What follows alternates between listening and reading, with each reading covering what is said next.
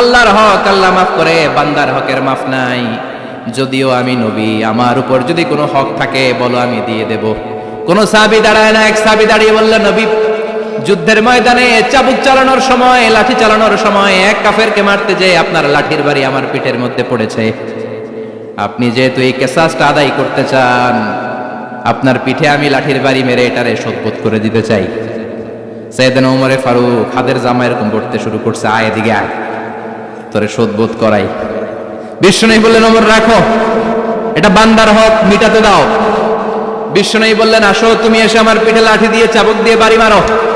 সাহাবী বলে, ও নবী, তখন দুর্ভিক্ষের সময়ের যুদ্ধ ছিল, আমাদের গায়ে জামা ছিল না। যখন আপনি আমার চাবুকটা পিঠের মধ্যে মেরেছেন, আমার পিঠে তখন জামা ছিল না। আপনি যদি যথা নিয়মে কেসাসটা আদায় করতে চান, আপনার জামাটা খুলেন, খালি পিঠের মধ্যে বাড়িটা মারিস। এবার ওমরে ফারুককে ধরে কে, এদিকে আয়, তোরে দেখাইতেছি। বিশ্বনবী বললেন, ওমর থামো, মারতে দাও। বিশ্বনবী উনার জুব্বাটা উপরের দিকে উঠালেন, পিঠের মধ্যে বাড়ি দেওয়ার জন্য ওই সাহাবীকে ডাকলেন। ওই সাহাবী বিশ্বনবীকে পিছন দিক থেকে জড়িয়ে ধরে ওই মোহরে নবুয়তের মধ্যে চুমু দিয়ে ফেলেছে।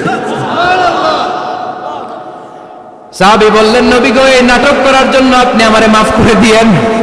আপনি বিশ্বনবী, উদম গায়ে আপনারে দেখা যায় না, খালি গায়ে আপনারে দেখা যায় না। শুনেছি আপনার পিঠের মধ্যে মোহরে নবুয়ত আছে, অনেক দিনের সাধনা, জল্পনা কল্পনা, আপনার মোহরে নবুয়তে আমার ঠোঁটটা আমি লাগাবো, আপনার মোহরে নবুয়তের মধ্যে আমার ঠোঁটটা লাগিয়ে আমার ঠোঁটটারে আমি জাহান্নাম থেকে পরিত্রাণ করাবো। এজন্য প্ল্যান প্রোগ্রাম করে এতক্ষণ আপনার জামাটা খুলতে বলেছি। আপনার উপরে আমার কোনো হক নাই, আমার আব্বা মা, আমার সম্পদ, আমার জীবন আপনার জন্য কোরবান গো নবী। বিশ্বনবীর পিঠে বাম দিকে খাতামুন নবুয়া ছিল, মাহরে নবুয়া। কোন বর্ণনা এসেছে উনি এই মাহরে নবুয়া দিয়ে পিছন দিকে দেখতেন। বিশ্বনবী যখন নামাজ পড়তেন উনি বলতেন, ইস্তাকিমু ওয়া'তাদিলু ইয়ারহামুকুমুল্লাহ, কাতার সোজা করো, ফাঁকা জায়গা বন্ধ করে দাও, কারণ আমি সামনে যেমনি দেখি পেছনেও তেমনি দেখি। অনেকে বলেন বিশ্বনবী পেছনে দেখতেন এই মাহরে নবুয়াতের জায়গাটা দিয়ে, এটা ছিল বিশ্বনবীর behind CC camera, behind close circuit camera. আল্লাহু আকবার। বিশ্বনবী ছাড়া কোন নবীর পিঠে এরকম মাহরে নবুয়া ছিল নাকি? কথা বলেন। এজন্য ওই নবীরে গালি দিলে সহ্য হয়? কথা বলেন, সহ্য হয়? আবিয়াদুল ইবতাইন, বগল ছিল শুভ্র সাদা। আমাদের বগল কি সাদা? দুর্গন্ধ, কুৎসিত, কালো, তাই না? বিশ্বনবীরটা কালো? কথা কোন? শুভ্র সাদা। আমরা দোয়া করি এভাবে। বিশ্বনবী মাঝে মাঝে দোয়া করতে করতে, বৃষ্টির জন্য যখন দোয়া চাইতেন, আরাফার ময়দানে যখন দোয়া চাইতেন, দোয়া করতে করতে হাতটারে উপরের দিকে করতেন। সবাই এরকম হাত তোলেন, সবাই হাত তোলেন। বিশ্বনবী মাঝে মাঝে আবেগের চোটে এইখান থেকে হাতটা এই জায়গায় নিয়ে যেতেন। সুবহানাল্লাহ। বিশ্বনবী যখন হাত আবেগের চোটে উপরের দিকে উঠাতেন, বিশ্বনবীর বগল দেখা যেত। সাহাবারা বলতেন, হাত্তা ইউরা বায়াদু ইবতাইহি, এই সুযোগে আমরা দেখতাম ওনার বগলটা ধবধবে সাদা, কোনো দাগ ছিল না। মুস্তাওয়াল জাবিন, প্রশস্ত ললাট ছিল। আসাম্মুল আনফ, খাড়া নাক ছিল। বিশ্বনবীর নাক কিন্তু বোচা ছিল না, এরকম চ্যাপটা নাকরে আপনারা কোম্পানিগঞ্জে কি বলেন? চাকমা? কি নাক? হ্যাঁ, বুসা, নাক বুসা বা বোচা। বিশ্বনবীর নাক এই চাকমা স্টাইলে নাক ছিল না, খাড়া ছিল, খাড়া নাক ছিল। সুবহানাল্লাহ পড়ো। মুফাল্লিজুল আসনান, দাঁতগুলো ছিল পরিপাটি। বিশ্বনবীর দাঁতের দিকে তাকালে, বিশ্বনবীর হাসির দিকে তাকালে মনে হতো হাসিতে যেন মুক্তা ঝরে। বিশ্বনবী দেখতে কেমন ছিল আন্দাজ পাচ্ছেন না মোটামুটি? এই চমৎকার দেহটা নিয়ে যখন আয়নার সামনে দাঁড়াতেন, বিশ্বনবী জোস জোস পোজ দিতেন না। এখনকার ছেলেপেলেরা বলে আয়নার সামনে দাঁড়াইয়া দেই জোস জোস পোজ, আছে না নাই? বিশ্বনবী জোস জোস পোজ দিতেন না। বিশ্বনবী আয়নার সামনে দাঁড়িয়ে বলতেন, আল্লাহুম্মা হাসানতা খালকি ফাহসিন খুলুকি, ও আল্লাহ, আমার চেহারাটা যেমনি আপনি সুন্দর বানিয়েছেন, আমার হৃদয়টারেও সুন্দর করে দেন। What a attitude, what an attitude! কি অ্যাটিটিউড ছিল ওনার! আমরা আয়নার সামনে সেজে পড়ে দাঁড়ালে চুলকে সাইজ করি, পাং করি, স্টাইল করে, ডিজাইন করি। বিশ্বনবী সুন্দর চেহারাটা নিয়ে যখন আয়নার সামনে দাঁড়াতেন বলতেন, আল্লাহ আমার চেহারাটা যেমনি সাদা হৃদয়টারেও সাদা করে দেন। কিছু মানুষ আছে চেহারা সাদা হৃদয় কালো, আছে না নাই? কিছু মানুষ আছে চেহারাটা কুচকুচে কালো অন্তরটা সাদা, এমন মানুষও আছে না নাই? বিশ্বনবীর ভেতরও সাদা বাহিরও সাদা, সুবহানাল্লাহ। আর এই সুন্দর সাদা দেহ নিয়ে আয়নায় দাঁড়িয়ে পড়তেন, আল্লাহ চেহারা যেমনি সুন্দর চরিত্রটাও সুন্দর করে দেয়। এজন্য আয়নার সামনে দাঁড়িয়ে এই দোয়ার দরকার আছে না নাই? পড়তে রাজি আছেন? মনে থাকবে না মাহফিল শেষ ভুলে যাবেন?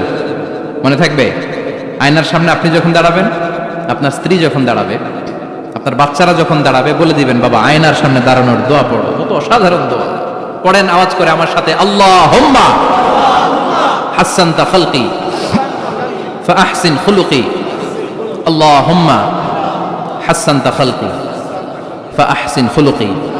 এর মানে আল্লাহ আমার চেহারাটা করেছো সুন্দর, আমার আচরণ, আমার চরিত্রটাও সুন্দর করে দাও। চিৎকার করে পড়েন আমিন। তাহলে বিশ্বনবীর ব্যাপারে তিনটা কথা আমরা শুনবো বলেছিলাম, প্রথমটা শুনে ফেলেছি। মানে উনি দেখতে কেমন ছিল,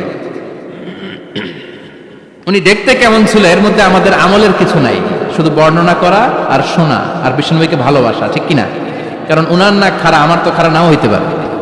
উনি সুন্দর, আমি তো শ্যামলা হইতে পারি, কারণ এটা আল্লাহর দেয়া পরীক্ষা, ঠিক কিনা? দ্বিতীয় পয়েন্ট থেকে আমাদের আমল শুরু। দ্বিতীয় পয়েন্ট ছিল বিশ্বনবীর আচরণগত বৈশিষ্ট্য। আমার নবীর বিহেভিয়ার কেমন ছিল, কন্ডাক্ট সিস্টেম কেমন ছিল, ম্যানার কেমন ছিল, মানুষের সাথে কমিউনিকেশনটা কেমন ছিল, ব্যবহারিক জীবনটা কেমন ছিল, এগুলো আমল করার দরকার আছে না নাই? কষ্ট হচ্ছে? কষ্ট হচ্ছে? মনোযোগ আছে তো? মনোযোগ আছে না গেছে? আমরা এবার শুনবো বিশ্বনবীর আচরণ কেমন ছিল। বিশ্বনবী যখন রাস্তা দিয়ে হাঁটতেন, ইয়ামশি হাউনান, বিনয়ের সাথে হাঁটতেন। ইয়ামশি হাউনান, রহমানের বান্দারাও বিনয়ের সাথে রাস্তা দিয়ে হাঁটে, ঠিক কিনা? وعباد الرحمن الذين يمشون على الأرض هونا وإذا خاطبهم الجاهلون قالوا سلاما। রহমানের বান্দারা যখন রাস্তা দিয়ে হাঁটে, বিনয়ের সাথে হাঁটে, তারা অহংকার প্রদর্শন করে না, মানুষের সাথে বিনয়ের সাথে রাস্তা দিয়ে হাঁটে। এজন্য রাস্তা দিয়ে যখন হাঁটবো বিনয়ের সাথে হাঁটবো। রাজি আছেন তো? নাকি অহংকার প্রদর্শন করে হাঁটবেন? বিশেষ করে যুবকেরা, 3-4 জন যুবক একসাথে হলে রাস্তায় ওদের আর কারো হুঁশ জ্ঞান থাকে না, পুরো দুনিয়াটাই মনে হয় দুনিয়াটাই আমার, আছে না নাই? না, মুরব্বীকেও সম্মান করবা, মহিলাদেরকে সম্মান করবা, তোমার জায়গায় তুমি হাঁটবা, ভদ্রভাবে হাঁটবা। ভদ্রভাবে হাঁটার দরকার আছে না নাই? উনি মুরব্বী, একদিন উনিও তোমার মতো যুবক ছিল, ঠিক কিনা? এই যে আমার কালো দাড়ি আজীবন কালো থাকবে? কথা বলেন। উনার সাদা দাড়ি ছোটবেলায় মনে সাদা দাড়ি নিয়ে আসছিল না? হ্যাঁ, উনিও একদিন তাগড়া যুবক ছিল, উনিও কোম্পানিগঞ্জ বাজারে দাঁড়ালে লোকজন তাকিয়ে থাকতো, ঠিক কিনা? তার মানে রং ধরা যৌবন জং ধরে শেষ। যৌবন সব সময় থাকে না, সার্টেন একটা পিরিয়ডের জন্য আল্লাহ দিয়েছে। এজন্য যুবক ভাইরা, তোমাদের রক্ত গরম, তোমাদেরকে বিনয়ী হতে হবে বেশি, ঠিক কিনা? রাজি আছো তো সবাই? বিশ্বনবী বিনয়ের সাথে হাঁটতেন। ওয়াকানা ইয়াতাবাসসাম, সবসময় মুচকি হাসতেন। কি করতেন? মুচকি হাসেন তো আপনারা? হাসেন না? মুচকি হাসবেন, কারণ মুচকি হাসতে পয়সা লাগে না। লাগে? মুচকি হাসি দেন তো একটা। এই যে সবার এখন মুচকি হাসি, পয়সা লাগছে? কথা কন। তাবাসসুমুকা ফি ওয়াজহি আখিকা সাদাকা, you would smile to your brother, it's a charity. তুমি তোমার ভাইয়ের দিকে তাকিয়ে যে মুচকি হাসবে, এত সদকা দেওয়ার সওয়াব হয়ে যাবে। বিশ্বনবী সব সময় মুচকি হাসতেন। হাসি 3 ধরনের, তাবাসসুম, দিহক, কাহকাহা। কাহকাহা মানে অট্ট হাসি, আলিফ লাইলার দত্তরা যেমন হাসি দেয় ওই হাসি। এটা নামাজের মধ্যে কেউ দিলে নামাজও শেষ, ওযুও। আর দিহক, হালকা আওয়াজে হাসি, সামান্য দাঁত দেখা যায় মাঝে মাঝে। বিশ্বনবী মজা করে এরকম হাসি দিতেন, কিন্তু সব সময় বিশ্বনবীর ঠোঁটের মধ্যে মুচকি হাসি লেগেই থাকতো। তাহলে আমরা বিনয়ের সাথে হাঁটবো, নাম্বার 1। নাম্বার 2, সবসময় মুচকি হাসবো। রাজি আছেন? ঘরে যেই স্ত্রীকে একটা মুচকি হাসি দিবেন, আজকে রাতেই দিবেন, যেই একটা মুচকি হাসি। রাজি আছেন? হ্যাঁ, ভালোবাসা বাড়াই দিবে কে? কথা কয় না। ভালোবাসার কথা আসলে আওয়াজ কমে যায়। ভালোবাসার কথাও কোরআনে আছে না নাই? আল্লাহু আকবার। আল্লাহ দাম্পত্য জীবনের ভালোবাসা তুমি বাড়িয়ে দাও। ইদাল তাফাতা ইলতাফাতা জামিয়ান, এই দুই একজন ওঠা বসা করতেছে কেন?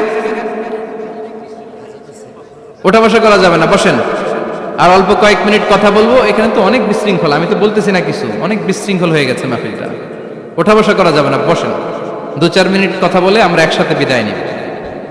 কারণ এই মাহফিলগুলোর একটা সৌন্দর্য আছে, আপনি ওঠা বসা করলে সৌন্দর্যটা নষ্ট হয়। আপনি কি মনে করছেন শুধু এই মিডিয়া কর্মীরাই ভিডিও করে, ফেরেশতাদের ভিডিও নাই? ওয়া কুল্লা শাইইন আহসাইনাহু ফি ইমামিম মুবিন, ফেরেশতাদের ভিডিও ক্যামেরার নাম ইমামুম মুবিন। সুবহানাল্লাহ পড়েন। এই ইমামুম মুবিন নামক ক্যামকর্ডার, এটা দিয়ে তারা রেকর্ড করে নিয়ে যায়। এজন্য ওঠা বসা করলে এটা সুন্দর লাগবে। কথা বলেন। আর উঠবেন কেউ? আর কয়েক মিনিট কথা বলবো, আমরা কেউ উঠবো না ইনশাআল্লাহ। পড়েন। ইদাল তাফাতা ইলতাফাতা জামিআন, বিশ্বনবীর যদি ডানে বায়ে কোথাও তাকানোর দরকার হতো, উনি আর চোখে তাকাতেন না। অনেকে এইভাবে বসে আছে, ডানে এমনে তাকায়, এমনে আছে না নাই? এইভাবে এমনে তাকায়, আছে না নাই? এভাবে তাকানো যাবে না। বিশ্বনবী ডানে তাকানোর দরকার হলে ইলতাফাতা জামিআন, অ্যাবাউট টার্ন, ঘুরে যেতেন, ঘুরে এইভাবে তাকাতেন।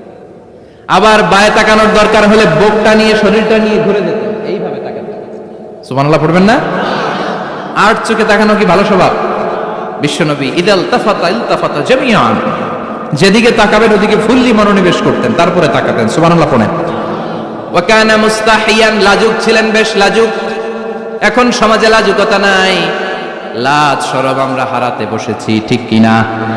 বিশ্বনবী আসাদ্দু হায়াআন মিনাল আযরা ফি খিদ্রিহা, যেই মেয়েদের বিয়ে হয় নাই, এমন ভার্জিন নারী, কুমারী নারী যারা পর্দার ভেতরে অনেক লাজুক হয়ে বসে থাকে, বিশ্বনবী পর্দার আড়ালে ওই কুমারী নারীদের চাইতেও বেশি লাজুক ছিলেন।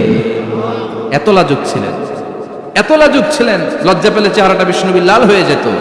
ছোট্টবেলায় হালিমাতুস সাদিয়ার বাড়িতে যখন দুধ খেতে গিয়েছিলেন, বিশ্বনবীর দুধমা হালিমাতুস সাদিয়া বলে, এই কুরাইশি মোহাম্মদ ছেলেটাকে কখনো কাঁদতে দেখি নাই। ক্ষুধা লাগলেও কাঁদে না, ব্যথা পেলেও কাঁদে না, শুধু লজ্জাস্থানের জায়গা থেকে কাপড়টা একটু সরে গেলে ছোট্ট মোহাম্মদ চিৎকার দিয়ে ওঠে। কি বুঝে সে? ক্ষুধা লাগলেও কাঁদতো না, ব্যথা পেলেও কাঁদতো না, লজ্জাস্থানের জায়গা থেকে কাপড় সরে গেলে বিশ্বনবী চিৎকার দিয়ে উঠতেন। সুবহানাল্লাহ পড়েন। এজন্য লজ্জা শরমের দরকার আছে না নাই? ইযা লাম তাস্তাহি ফাসনা মা শি'তা, যদি লজ্জা শরম না থাকে যা মন চায় তাই করতে পারো। এটা আমাদের বাংলাদেশে ব্যাপক, লাজ শরম কিচ্ছু নাই, যে যেটার যোগ্য না সে সেইটা করতে যায়, ঠিক কিনা? এই যে হিরো আলমের মনোনয়ন নিয়ে টানাটানি, কোনো লজ্জা শরম আছে? আমার যোগ্যতা থাকতে হবে না? আমাকে রাজনীতি জানতে হবে না? আমাকে যদি আজকে বলে মিজানুর রহমান আজহারী আপনি অনেক কোয়ালিফাইড লোক, আপনি কালকেই দেশের প্রধানমন্ত্রী, আমি ওই জায়গায় বেহুশ। কারণ আমার নাই কোনো রাজনৈতিক জ্ঞান, নাই কোনো ডিপ্লোম্যাটিক জ্ঞান, নাই কোনো কূটনৈতিক জ্ঞান, এই কাজ আমার নয়। এজন্য লাজুকতার বড় দরকার। যেখানে যার বসা দরকার সে সেখানে যাবে। কিয়ামতের আগে যেই লোক যেই চেয়ারে বসার দরকার ওই লোক ওই চেয়ারে বসবে না। এটা হলো কিয়ামতের আলামত। জোরে কোন ঠিক কিনা? সভাপতি হওয়ার যোগ্যতা নাই, সভাপতি হয়, আছে না নাই? সেক্রেটারি হওয়ার যোগ্যতা নাই, সেক্রেটারি হয়, এরকম সমাজে আছে না নাই? নেতা হওয়ার যোগ্যতা নাই, নেতা হয়, আছে না নাই? সবগুলো কিয়ামতের আলামত। আমার বিশ্বনবী এমন লাজুক ছিলেন, বিশ্বনবীর মতো এমন লাজুক নবী আর কেউ ছিল নাকি? কথা বলেন। ওয়া কানা আসহাবুল মাইমানা, বিশ্বনবী ডানপন্থী ছিলেন। কি পন্থী? কি পন্থী? মুষ্টিবদ্ধ ডান হাতটাকে এরকম উপরের দিকে করেন আর চিৎকার করে বলেন বিশ্বনবী কোন পন্থী ছিল? আমরা কোন পন্থী? জান্নাতে কারা ঢুকবে? কোন বামপন্থীর স্থান জান্নাতের ভেতরে হবে? চিৎকার করে বলেন কোন নাস্তিক জান্নাতে ঢুকতে পারবে? এজন্য নবীদের মতো ডানপন্থী হতে হবে। যেরকম ঠিক কিনা? বিশ্বনবী সব ভালো কাজগুলো ডান দিক দিয়ে করতে পছন্দ করতেন। জামা পরলে ডান দিক দিয়ে, খাবার বিতরণ করলে ডান দিক দিয়ে, মুসাফা করা শুরু করলে ডান দিক দিয়ে, ডান দিক দিয়ে ভালো কাজ বিশ্বনবী পছন্দ করতেন। সুবহানাল্লাহ পড়েন। আসহাবুল মাইমানা, বিশ্বনবী মেহমানদারি করতে পছন্দ করতেন। আমরা করি তো? মেহমানদারি করান? মেহমান ঘরে আসলে ভালো লাগে? খারাপ লাগে কার কার দেখি? সবার ভালো লাগে, কিন্তু আমরা অনেকে খুশি হই না। মেহমান আসলে নাখোশ হই, নিজে খাইতে পাই না। মেহমান আইছে কে? খাওয়ামু করতে, খাওন নাই, যেন ও খাওন বানাইছে। খাওন পাঠায় কে? রিজিক দেয় কে? গোটা বিশ্বের সবাই মিলে আমরা একটা চাল বানাতে পারবো নাকি? ওমিয়া চাইনিজ চাউল না, চাইনিজ ডিম না, ওগুলো সবাই পারে, ঠিক কিনা? আল্লাহর বানানো ন্যাচারাল চাল, গাছের মধ্যে হওয়া যেই চাল, ধান আল্লাহ তৈরি করেছে, এরকম ধান, এরকম একটা পেয়ারা, এরকম ছোট্ট একটা কমলার টুকরা গোটা বিশ্বের সবাই মিলে বানাতে পারে নাকি? এজন্য রিজিকের মালিক কে? মেহমান আপনার রিজিকে ভাগ বসাতে আসে না, সে তো তার রিজিক নিয়ে আসে, সে আরো এসে আপনার রিজিকে বরকত ঢুকিয়ে দিয়ে যায়। চিল্লা এখন ঠিক কিনা? কারণ আমরা বরকতে বিশ্বাসী। বরকত বিশ্বাস করেন? 5 লাখ টাকা মাসে কামায়, ডাইন হাতে বা হাতে, আছে না নাই? হালাল হারাম ইচ্ছা মতো কামায়, মাস শেষে কিচ্ছু থাকে না, এরকম ডাকাইত আছে না নাই? হসপিটালের একটা বিল পরিশোধ করতে 3 লাখ চলে যায়, ঋণের বোঝায় জর্জরিত, রাতে ঘুম নাই, তার মানে বরকত নাই। আরেকজনের বেতন 20,000, কয় হাজার? বাড়ি ভাড়া 6,000, বাজার খরচ 6,000, ছেলে মেয়ের স্কুলের বেতন 6,000, বেড়ায় দান করে আরো 1,000, আরো থাকে। সুবহানাল্লাহ পড়েন। দিস ইজ কল্ড বারাকা। 20,000-এর বেতনের ভেতরে বারাকা ছিল। 5 লক্ষ ইনকাম, 1 টাকাও নাই, ঠিক কিনা? এজন্য কোটি টাকার মালিক দেখলে মনে করবেন না অনেক সুখ। এই দুনিয়ার জীবনটা ধোঁকা, মোহাচ্ছন্ন হয়ে আছি আমরা, এটা ধোঁকা, এটা মরিচিকা, এটা চাকচিক্যময় একটা জায়গা। মৃত্যুর পর মনে হবে একটা দুঃস্বপ্ন ঘটেছিল আমার, বিশাল এক জগৎ পড়ে আছে সামনে। দুনিয়াটাই ধোঁকা, দুনিয়াটাই মোহের জায়গা, আমরা সবাই মোহাচ্ছন্ন হয়ে আছি। দুনিয়ার উদাহরণ হলো 3টা লাশ আর 4টা স্বর্ণের টুকরার সমান। 3 জন যুবক কাজের জন্য বেরিয়েছে, পথিমধ্যে 4টা স্বর্ণের টুকরা পেয়েছে। যুবক কয়টা? স্বর্ণ পাইছে কয়টা? মহা খুশি, খুশিতে বাকবাকুম, 4টা স্বর্ণের বড় বড় টুকরা পাইছে। আমরা আজীবন খেলে বসে খেয়ে যেতে পারবো, কিচ্ছু লাগবে না আমাদের। 3 বন্ধু বলে ভাগ করি, আরেকজন বলে ক্ষুধা লাগছে, একজন যা বাজার থেকে রুটি কিনে নিয়ে আয়, খাওয়ার পরে ভাগ করবো। একজন রুটি কিনতে গেল, শয়তান 2টারে বুঝায়, ওইটারে মারতে পারলে ভাগ বটোয়ারা সহজ হবে, তোরা 2 জন স্বর্ণ 4টা, তুই নিবি 2টা, ও নিবে 2টা। হিসাব সহজ না? 2 বন্ধু প্ল্যান করছে, ওইটারে মাইরা তুই 2টা, আমি 2টা। যেটা রুটি আনতে গেছে প্ল্যান করেছে, রুটির মধ্যে বিষ মিশায় নেই, কি মিশাবো? বিষ।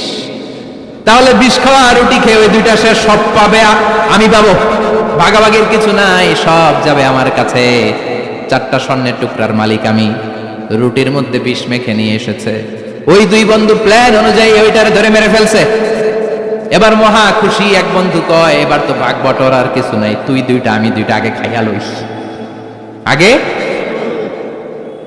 খাওয়ার পরে এই 2টাও নাই। 3টা লাশ, 4টা স্বর্ণের টুকরা, এটাই তো দুনিয়ার জীবন, ঠিক কিনা? আসল জীবন কবর থেকে শুরু হবে, কোন ঠিক কিনা? একদিন মাটির ভেতরে হবে ঘরে মন আমার, কেন বাঁধো দালান ঘরে মন আমার, কেন বাঁধো দালান ঘর, ঠিক কিনা? দুনিয়ার জীবন আসল জীবন না, এটা মরিচিকা, এটা ধোঁকা, এটা মোহ, এটা শয়তানের চাকচিক্য। আসল জীবন কবরের জীবন, আসল জীবন সামনে পড়ে আছে, এজন্য বরকতে বিশ্বাস করি আমরা, ঠিক কিনা? ল্যান্ড ক্রুজার দাপিয়ে বেড়ায়, বড় বড় টাওয়ারের মালিক, অনেক সম্পদের মালিক, এটা দেখেই মনে করবেন না অনেক সুখে আছে, ঘরে যেয়ে দেখেন কোনো সুখ নাই, ঠিক কিনা? সাধারণত টাকা যার বেশি দুঃখ তার বেশি, টাকা যার কম সুখ তার বেশি। সুবহানাল্লাহ পড়েন। আল কানাআতু মিনাল ইসলাম। এজন্য আমার শ্রমিক ভাইয়েরা, আপনাদের 1 পা জান্নাতে এমনি ঢুকে আছে। নামাজ পড়বেন, মা বাবার খেদমত করবেন, ইসলামের নিয়মগুলো মানবেন, 2য় পাটাও জান্নাতে ঢুকায় দিবে কে? আর যারা কোটি কোটি টাকার পাহাড় বানিয়েছে, ওদের হিসাবের ফিরিস্তি অনেক বড়। বিশাল বাড়ির মালিক, ল্যান্ড ক্রুজার চালায়, সাবরোলেট চালায়, পোরশে, ফারারে, ল্যাম্বরগিনি চালায়, আছে না নাই? ঘরে সুখ নাই, রাতে ঘুম নাই, টেনশন আর টেনশন, 4টা ট্যাবলেট খেয়ে আধা ঘন্টা ঘুমাতে পারে না, এরকম ধনী আছে না নাই? সব ধনীরা আবার এক পাল্লায় মাইপেন না। হালাল পন্থায় মাথার ঘাম পায়ে ফেলে যেই ধনী ব্যবসায়ীরা বড়লোক হয়েছে ওদের ঘরে ঠিকই শান্তি আছে। তার মানে টাকা যার বেশি ওষুধ তার বেশি, কিচ্ছু খেতে পারে না। দেখবেন ধনীদের খাবারের ডায়েটে থাকে ভেজিটেবলস আইটেম, ঠিক কিনা? এমনি হজম হয় না, আবার ডাক্তারের কাছে গেলে বলে কিচ্ছু খাবেন না, খালি ঘাস খাবেন। কি খাবেন? মানে ভেজিটেবল খাবেন, সবজি খাবেন তো সুস্থ থাকবেন। আছে না নাই? ঘুম নাই, শান্তি নাই। এই যে কোম্পানিগঞ্জ বাজারের যারা কুলি মজুর শ্রমিক, এদের ঘুমে ঝামেলা আছে? কথা বলেন। ধনী পয়সাওয়ালা কোটিপতি সে ঘুমের ট্যাবলেট খায়, ঘুমের জন্য যে ট্যাবলেট লাগে রিক্সাওয়ালা ওইটাই জানে না, ঠিক কিনা? 1000 কোটি টাকার মালিক হলে বাড়ি কিনা যায়, গাড়ি কিনা যায়, সুখ কিনা যায় না। কোম্পানিগঞ্জ বাজারে সুখ বিক্রি হয় এমন দোকান আছে নাকি? কথা কন, একটাও নাই। কি করলেন আপনারা? সুখের দোকান দিতে পারলেন না? কি আজীব তামাশা। টাকা দিয়ে সুখ কিনা যায় না, গাড়ি কিনা যায়, বাড়ি কিনা যায়, কিন্তু সুখ নো ওয়ে, কেনা যায় না। টাকা হলে জাজিম কিনা যায়, বালিশ কিনা যায়, ঘুম কিনা যায় না। ঘুম কিনা যায়? ফার্মেসিতে ডাক্তারের কাছে যে যদি বলেন 2000 টাকার ঘুম দেন, দিবে? ডাক্তার কি বলবে? দূর মিয়া, আমারই ঘুম আসে না, তোমারে আমি ঘুম বিক্রি করুন। আচ্ছা না নাই? শ্রমিক ভাই, রিক্সাওয়ালাদের ঘুমের ঝামেলা নাই, যেখানে রাই তো এখানেই, যেখানে রাই তো এখানেই কাই। ওর মাথা লাগতে দেরি বিছানায়, নাক ডাকতে দেরি হয়, ওর নাকের ডাকের আওয়াজে ট্রাকের ইঞ্জিনও ফেল, ঠিক কিনা? এজন্য আমরা বরকতে বিশ্বাসী। অল্প খাবো, অল্প পড়বো, অল্প জমাবো, অল্পের ভেতর বরকত দিয়েছে কে? এজন্য মেহমান আসলে বিশ্বনবী খুশি হতেন, আমরাও মেহমান আসলে খুশি হব। রাজি আছি না নাই? সবাই রাজি? মেহমানদারি করাবেন তো? এরপরে বিশ্বনবী ইনসাফ করতেন। কি করতেন? ইনসাফ করতেন। বিচার করার সময় বিশ্বনবী ইনসাফ করতেন। গোটা বিশ্বকে ইনসাফ শিখিয়েছেন বিশ্বনবী। আমাদের দেশেও তো ইনসাফ হয় না? হাইকোর্টে, সুপ্রিম কোর্টে, গ্রাম্য সালিশে আছে, আছে। আহা, আহকামুল হাকিমিনের দরবারে সবগুলো বিচার আবার বসবে। চিল্লায় বলেন ঠিক কিনা? অমিয়া দুনিয়াতে বিচারপতি বিচারের রায় দেয়, ওই বিচারপতিরও বিচার আছে না নাই? সবচেয়ে বড় বিচারপতির নাম কি? বিশ্বনবী ইনসাফ করে গোটা বিশ্বকে দেখিয়ে গেলেন কেমন করে বিচার করতে হয়। বিশ্বনবীর কাছে কখন বিচার আসলে বিশ্বনবী দুই পক্ষের কথা শুনে রায় দিতেন। পড়েন সুবহানাল্লাহ। সব সময় দুই পক্ষের কথা শুনে রায়। এখন কি দুই পক্ষকে সমান প্রিভিলেজ দেয়া হয়? কথা বলেন। কারণ কোরআন দিয়ে বিচার হয় না। কোরআন দিয়ে বিচার হোক আমরা চাই কি চাই না? আমার সংসদ ভবনের ভেতরে কোরআনের আইন দিয়ে সংসদ ভবন কায়েম হোক আমরা চাই কি চাই না? সেনাবাহিনীর ভেতরে দরবার হলগুলোতে যখন আলোচনা বসে কোরআন মাঝখানে থাকবে। চিল্লায় বলেন ঠিক কিনা? দেশের সবগুলো ক্যান্টনমেন্টের ভেতরে কোরআন থাকার দরকার আছে না নাই? সবগুলো আদালতের ভেতরে কোরআন থাকার দরকার আছে না নাই? কোরআনের আইন অনুযায়ী আমার দেশের সব নিয়ম কারণ চলবে আমরা চাই কি চাই না? এই কোরআনের আইনের বিরুদ্ধে যদি কোনো আইন পাশ করা হয় আমরা ওই আইনের বিরুদ্ধে চিৎকার করে বলেন ঠিক কিনা? আমরা এই কোরআনের জন্য সব বাজি রাখতে রাজি আছি। আমরা জীবন বাজি রাখতে রাজি আছি। আমরা দেহের তাজা রক্ত বিলিয়ে দিতে রাজি আছি। যারা বলেন ঠিক কিনা?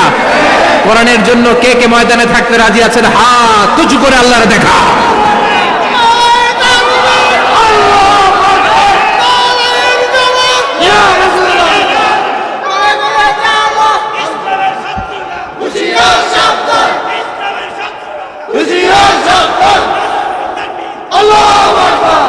আল্লাহ কোরআনের জন্য যে ভালোবাসা এটাকে তুমি কবুল করো। আমরা যেন দেখে যেতে পারি যে এই দেশে কালেমার পতাকা পতপত করে উড়েছে। আমরা যারা ইসলামের পক্ষে এটাই আমাদের অপরাধ। আমরা ইসলামকে একটা বিজয়ী শক্তি হিসেবে দেখতে চাই। আমরা ইসলামকে পার্লামেন্টের ভেতরে দেখতে চাই। আমরা কালিমার পতাকা পতপত করে উঠছে এটা দেখে যেতে মরতে চাই। চিল্লায় বলেন ঠিক কিনা? বিশ্বনবী ইনসাফ শিখালেন। বিচার আসলে দুই পক্ষের কথা শুনতেন। বিশ্বনবীর স্ত্রী সাউদা এসে বলে, নবী আমি আপনার কুমারী বউ আয়েশার ঘরে তরকারি নিয়ে গিয়েছিলাম, ঝোল নিয়ে গিয়েছিলাম, কোন বর্ণনায় পায়েস নিয়ে গিয়েছিলাম। তরকারি দেওয়ার পরে আপনার স্ত্রী রেগে বলে, তরকারি দিলা কেন? আমি কি তরকারি রাঁধতে পারি না? আনলা কেন? রাগের চোটে তরকারির ঝোল নিয়ে পায়েস নিয়ে আমার গালের মধ্যে মাখিয়ে দিয়েছে আপনার বউ। আপনি তো শ্রেষ্ঠ বিচারক, নবী বিচার করে দেন। দুই বউয়ের মধ্যে ঝগড়া আছে না নাই? বিশ্বনবী সাউদার কথা শুনলেন, মা আয়েশাকে ডেকে পাঠালেন। মা আয়েশারে বললেন, ও আয়েশা, আসলে এমনটা করেছো নাকি? মা আয়েশা বলে, নবী, তখন আমার মেজাজটা বড্ড গরম ছিল, রাগের মাথায় ঝোল নিয়ে আমি সাউদার মুখে লাগিয়ে দিয়েছি। আসলে কাজটা কথা শুনে রায় দেয় না, ঠিক কি না? দুইজনের কথা শুনে বিশ্বনবী বললেন, আমার আদালতের রায় হচ্ছে কিসাস, টিট ফর ট্যাট। যেমন করেছো তেমন, ঘুষি মারলে ঘুষি, গুতা মারলে গুতা, ঠেলা মারলে ঠেলা। আচ্ছা না নাই? সাউদাকে যেমনি তুমি পায়েস মাখিয়ে দিয়েছ, সাউদাও পায়েসের বাটি থেকে কিছু পায়েস নিয়ে আয়েশার গালে মাখো। সুবহানাল্লাহ পড়েন। সাউদাও বিশ্বনবীর রায় অনুযায়ী বাটি থেকে পায়েসের ঝোল নিয়ে মা আয়েশার গালের মধ্যে মেখে দিলেন। মা আয়েশা কি আর করবেন, হেসে দিলেন। সাইয়েদাতুনা সাউদাও হাসলেন, বিশ্বনবীও হাসলেন। আরশের উপর থেকে খুশি হয়ে গেল কে? এজন্য কোরআন দিয়ে যদি, কোরআনের নিয়ম দিয়ে যদি, বিশ্বনবীর শেখানো পন্থায় যদি বিচার হয়, ওই বিচারের মধ্যে ইনসাফ থাকবে, জুলুম থাকবে না। ওই বিচারের মধ্যে কোনো স্কাইপি কেলেঙ্কারি হবে না।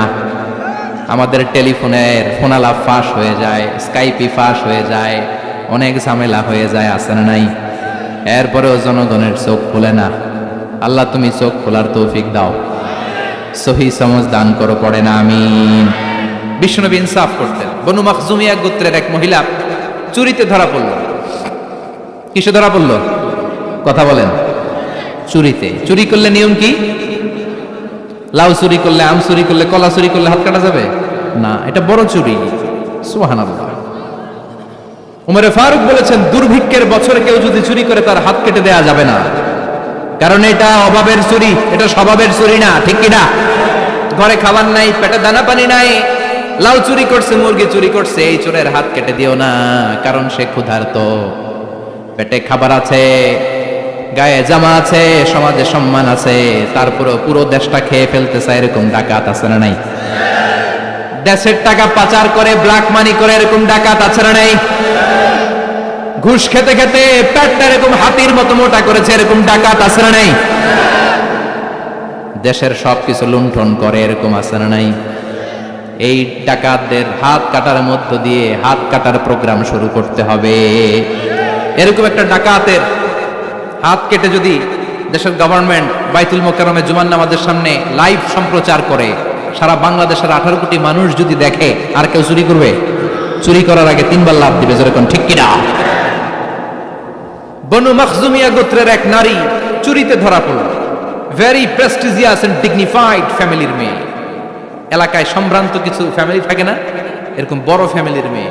সব সাহাবারা বলল, এখন যদি নবী হাত কেটে দেয় মদিনাতে তো মারামারি হবে। ওসামা বিন যায়েদকে বলল, ওসামা, তুমি বিশ্বনবীর সবচেয়ে প্রিয় পাত্র, হুব্বু রাসূলিল্লাহ, তুমি যাও বিশ্বনবীরে বলো হাত যেন কেটে না দেয়। ওসামা যে বলে, নবী গো, সব সাহাবারা বলেছে এই মেয়ের হাত কাটলে মদিনায় ঝামেলা হবে, হাত কেটে দিয়েন না। এই কথা শুনে বিশ্বনবীর চেহারাটারে লাল করে দিল কে? বিশ্বনবী বললেন, ওসামা, কোত্থেকে এত বড় স্পর্ধা পেলি রে তুই ওসামা? এই আইনটা তো আমি বানাই নাই, আরশের উপর থেকে এই আইনটা নাজিল করেছে কে? আস-সারিকু ওয়াস-সারিকাতু ফাকতাউ আইদিয়াহুমা জাযাআম বিমা কাসাবা নাকালাম মিনাল্লাহ ওয়াল্লাহু আজিজুন হাকীম। সুবহানাল্লাহ পড়েন। If anyone steal something very precious from the society, from house, the government should cut down his right hand. দামি কিছু চুরি করলে গভর্নমেন্ট কাটবে, আমরা কাটতে পারবো?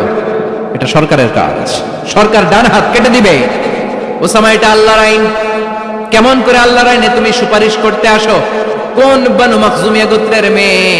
ওই মেয়ে তো দূরের কথা, আমার কলিজার টুকরা ফাতেমাও যদি চুরি করে, আমি রামদানিয়ে ফাতেমার ডান হাতটা এক কোপ দিয়ে কেটে দিতে এক মুহূর্ত দেরি করব না রে ওসামা। জাস্টিস, ইনসাফ শিখে নাও। কেমন করে প্রতিষ্ঠা করেছে বিশ্বনবী, চিৎকার করে বলেন ঠিক কিনা? এগুলো হচ্ছে বিশ্বনবীর অভ্যাস, আচরণ। বিশ্বনবী ধীরস্থির ভাবে কথা বলতেন, তাড়াহুড়ো করতেন না।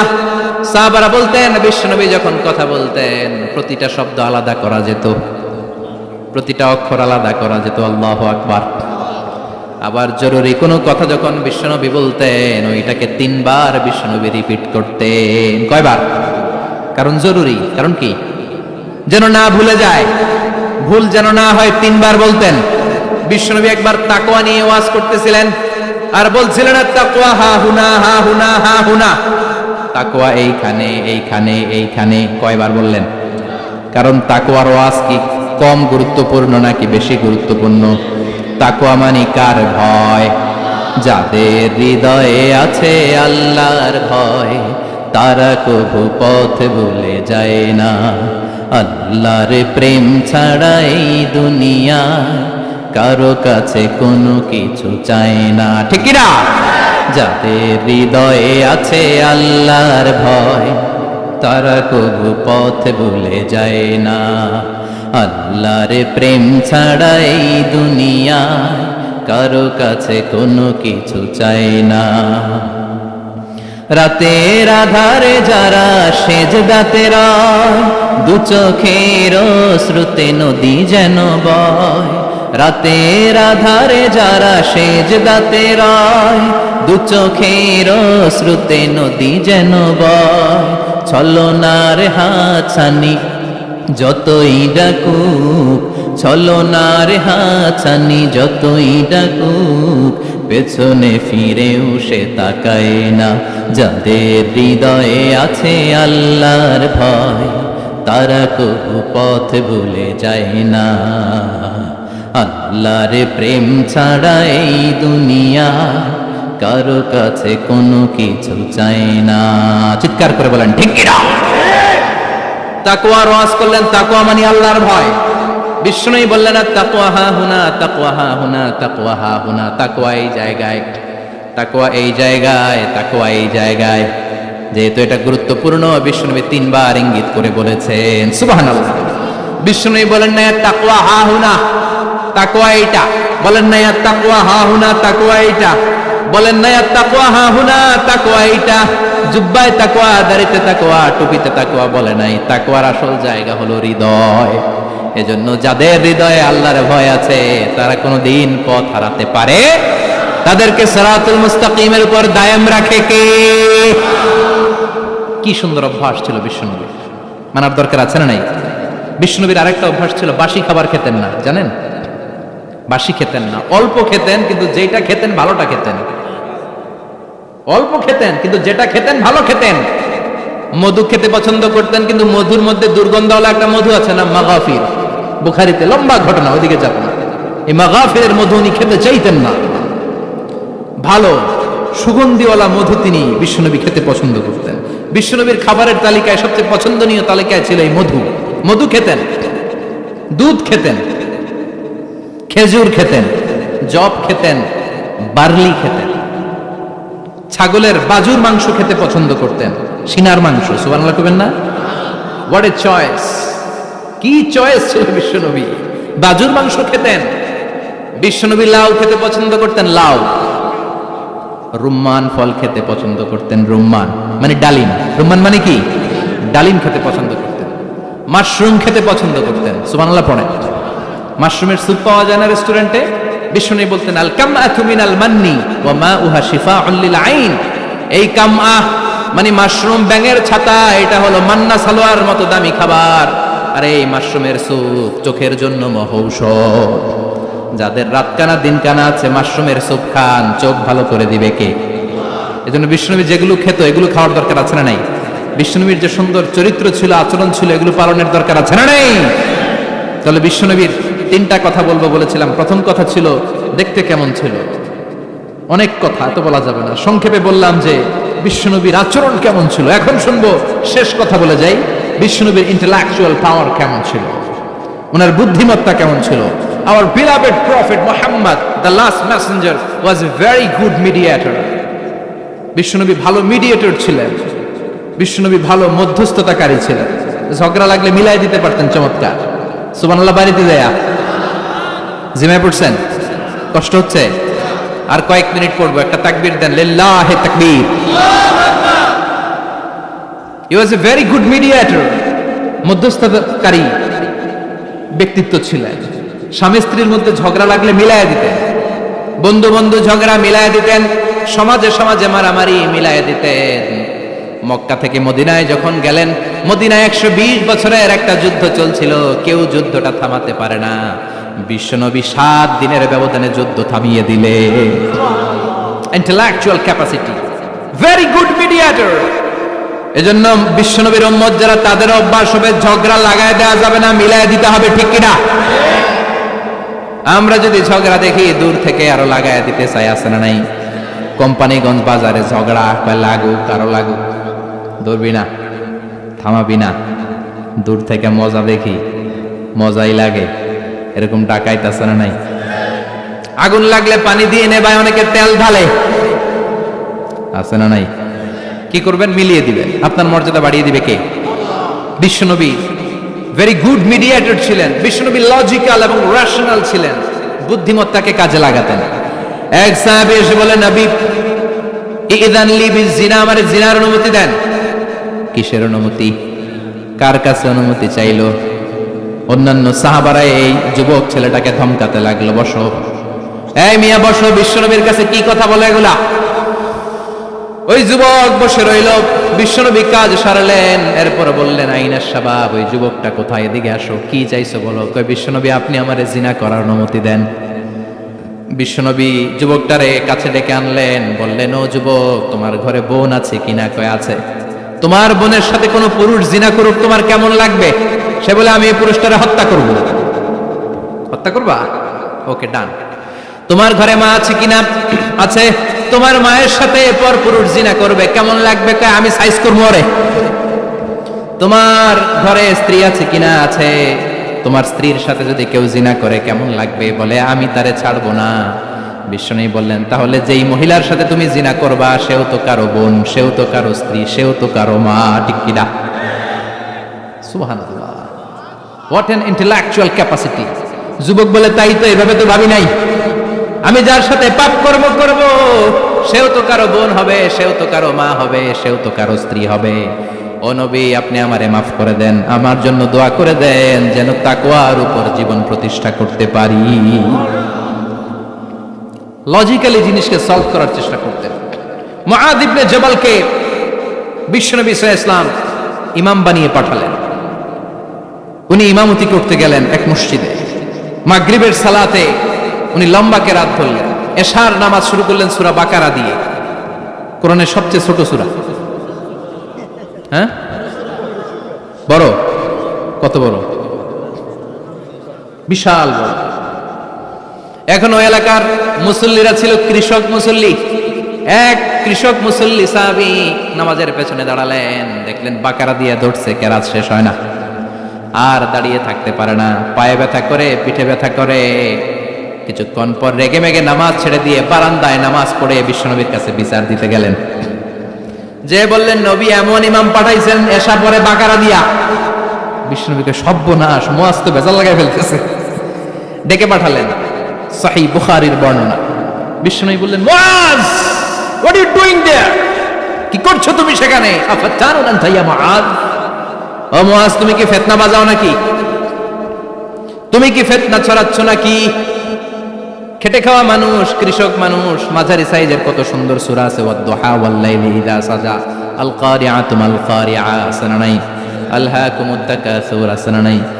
এগুলো দিয়ে না পড়ে বড় বড় সূরাতুল্লাহ কেন্দ্রে মুআয, আফাতানুন আনতা ইয়া মুআয, তোমারে কি আমি অ্যাপয়েন্টমেন্ট দিছি তুমি ফিতনা বাজাবা? খবরদার মুআয, ইয়াসসিরু ওয়ালা তুআসসিরু, ইসলামকে মানুষের কাছে সহজ করে উপস্থাপন করবা। বাশশিরু ওয়ালা তুনাফিরু, ইসলামকে এমন ভাবে উপস্থাপন করবা না যে তোমার কথা শুনে মানুষ দিন থেকে ভেগে ভেগে যায়। তাহলে এই দায়ভার ইসলামের নয়, এই দায়ভার বর্তাবে তোমার কাঁধের উপর। চিৎকার করে বলেন ঠিক কিনা? আমাদের মধ্যে অনেকে ইসলামকে অনেক কঠিন করে ফেলে, মানুষকে আশার বাণী শোনায় না। কই এমনে না পড়লে আপনার বাদ, আপনি বেদাত করছেন, আপনি শিরক করছেন, আপনার কিচ্ছু হবে না। যারে বলে কিচ্ছু হবে না, সে বলে আমার যেহেতু কিচ্ছু হবে না, তোর কথা শোনার আমার দরকার নাই। যে আমারে আশার বাণী শোনায় আমি তার কাছে যাই, ঠিক কিনা? এজন্য সহি ইসলাম আপনি প্রচার করবেন, but your approach should be very flexible. 70 বছর যেটা চালু আছে আপনি একদিনই উঠিয়ে দিতে পারবেন? It's not a logical approach. বিশ্বনবীর অ্যাপ্রোচ বিশ্বনবীর রেশনাল ক্যাপাসিটি এমনটা ছিল না।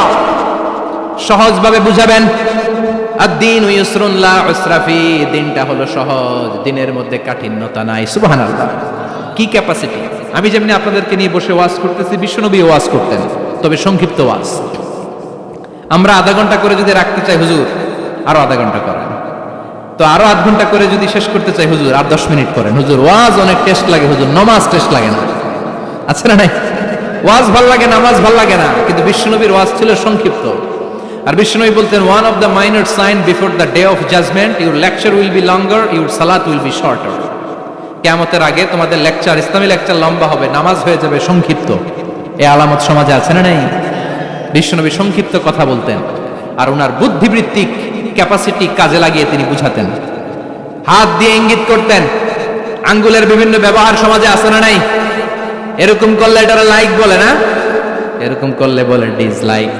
আবার ক্রিকেটে এরকম করলে কয় ছক্কা, আবার একটা উড়াইলে কয় তুই যা। একটা মানে কি?